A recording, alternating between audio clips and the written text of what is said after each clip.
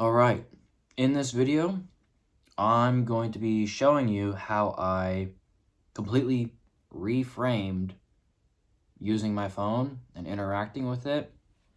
And I've replaced scrolling, YouTube, TikTok, Instagram, addictive, checking stock prices, Twitter, all that. I've replaced that with reading. I'm going to explain how I did it, and I'm going to explain why I did it and how it impacted my physical body. So, when you have a hard day and you're burnt out, it's very easy to go on your phone and start scrolling. And I would have a pattern of going to YouTube, and then I get sick of YouTube, and I go to TikTok, and then I got sick of TikTok, and I go to Instagram Reels, and you rotate through all these social medias, and it kills a lot of time. But for me, I have autism. It actually physically impacts me. Now, that's not really what this video is about, but what I'm going to explain here is I would argue that social media can have a very negative effect on a lot of people, especially if you have autism. And so I needed to change that habit.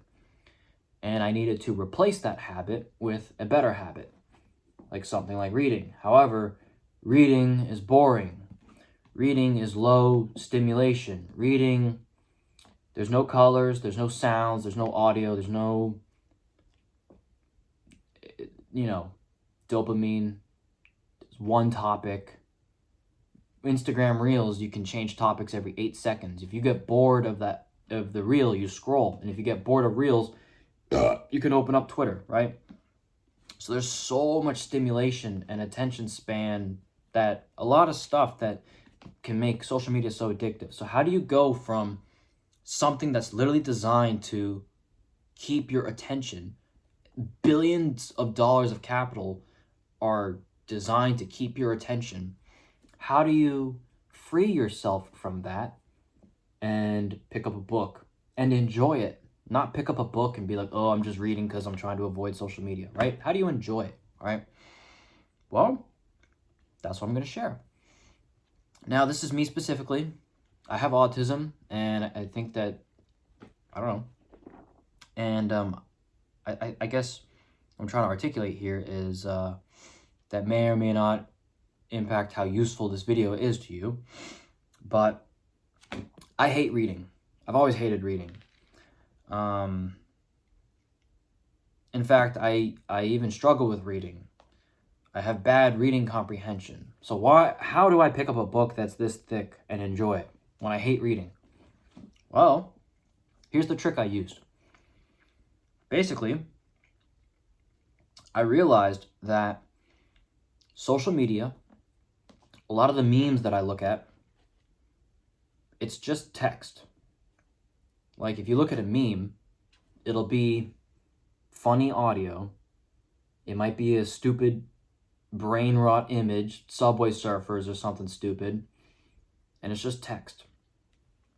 And so a lot of scrolling Instagram Reels is reading text.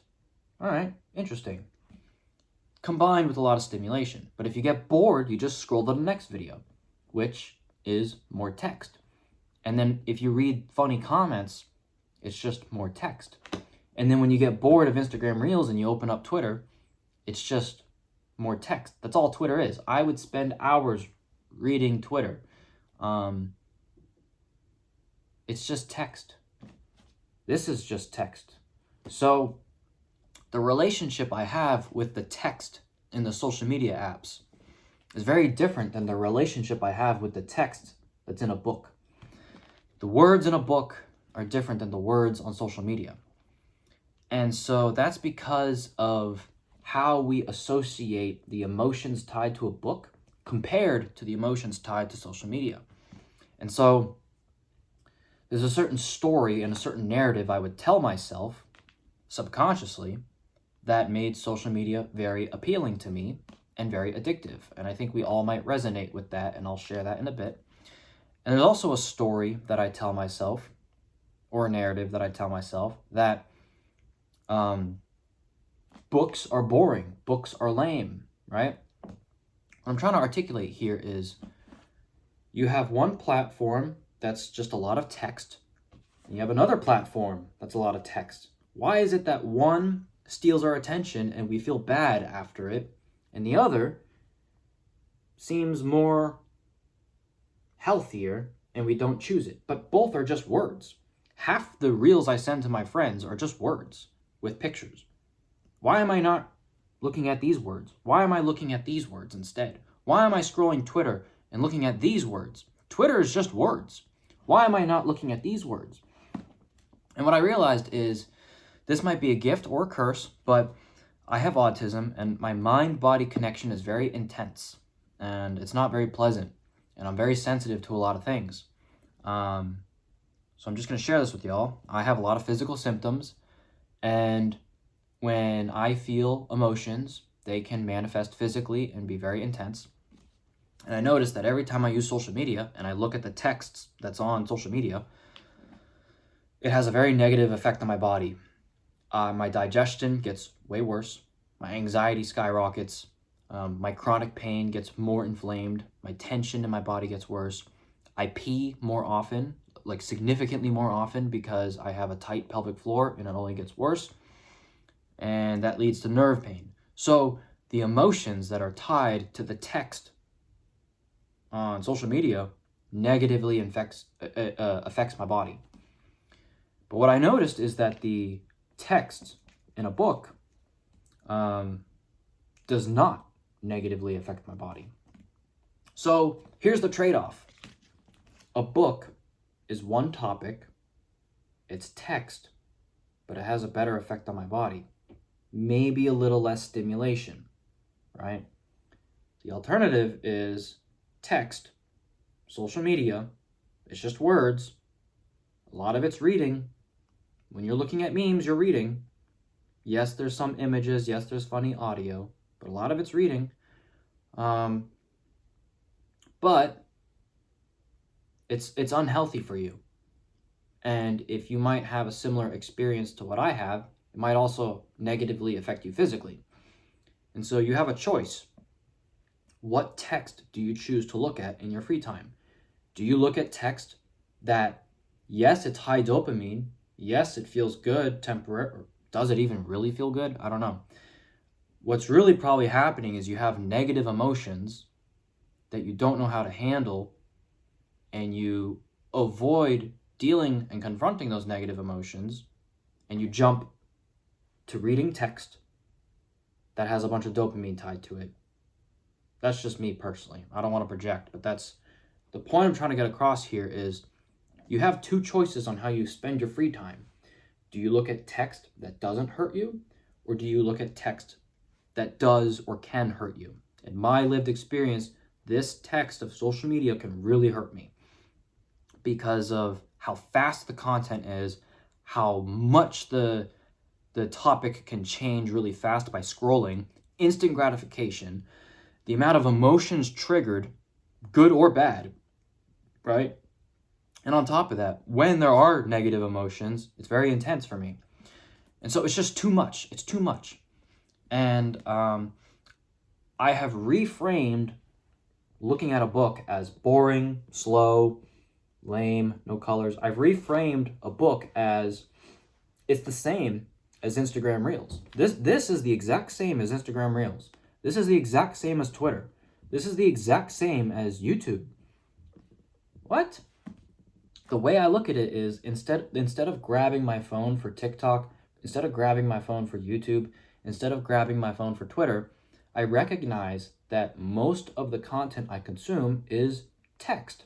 And I tell myself, okay, I feel the need to gravitate towards social media and that dopamine spike, but I understand the negative consequences that come with it.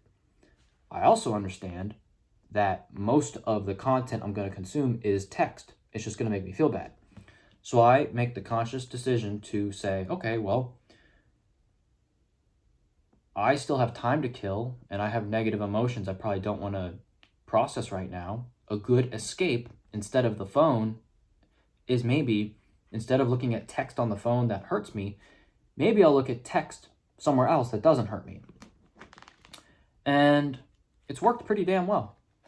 So just make the habit of kind of reframing the purpose of a book. I look at this as Instagram Reels, TikTok, YouTube, because it's just text. I don't know if that makes any sense. It's text without the negative emotions tied to it. And then what's interesting is what's very nice about Instagram Reels is if there's a topic that you don't like, you can just scroll and skip it in 10 seconds, right? Whereas with a book, it's a lot slower. If you don't like something in a book, it's just boring, right? So there's a few tricks you can do, right? If you really need that stimulation of scrolling, when you're scrolling, you're just shifting from more text-related content. You're switching to a new category of text. So do that with a book. So I will literally read a book for 5 minutes, and my reptile autistic brain will be like, all right, this is getting boring. So what I'll do is I'll close the book, and I'll just grab another book, and I'll read that. I'm changing the topic. I'm going from 5 minutes of stimulation to another book that's stimulating. And it might only be for 5 minutes, and then I'll switch back to this book because my attention span is so fried. And that simulates scrolling.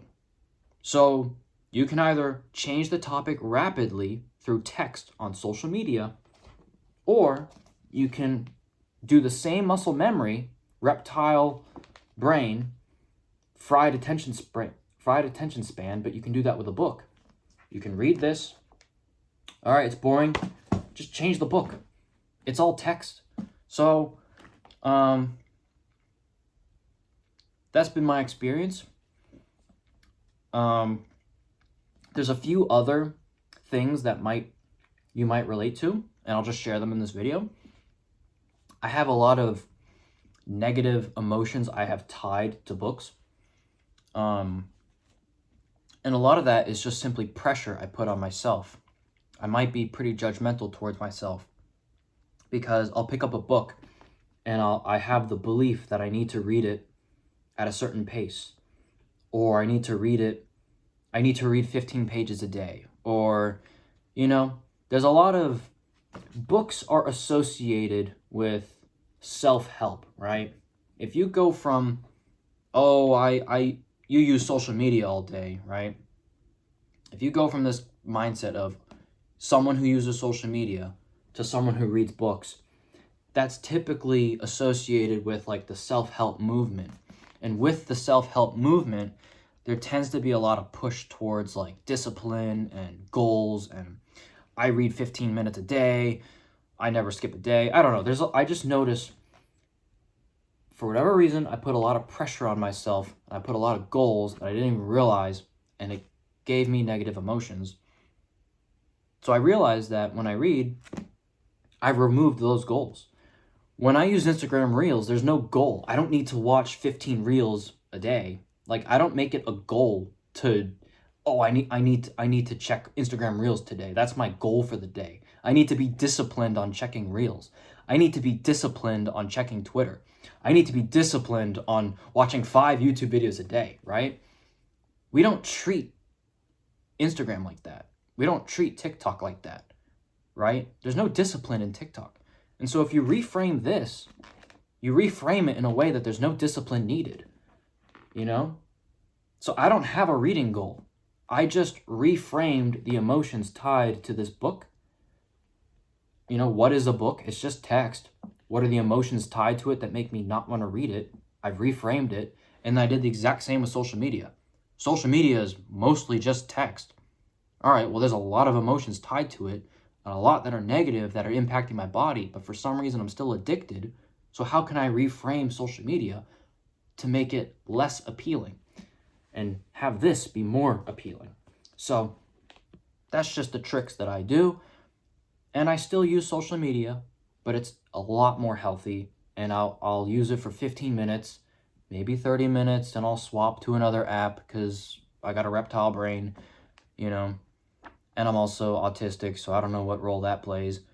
But eventually, I recognize, okay, it's time to switch up the text that I'm consuming. Let's switch to something that's more healing than hurtful. So that's just me. I think that's a good how-to on how to change the habit of scrolling to reading overnight. Reframe. Anyways, good luck.